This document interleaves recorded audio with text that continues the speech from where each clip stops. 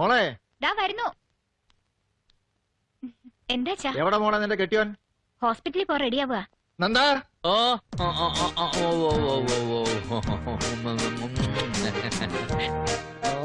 എങ്ങോട്ടേക്കാണാവോ? അയ്യോ മതി മതി, മനസ്സിലായി, ഹോസ്പിറ്റലിലേക്കാണെന്നാ. അതെ അങ്ങോട്ട് ചെല്ലേ.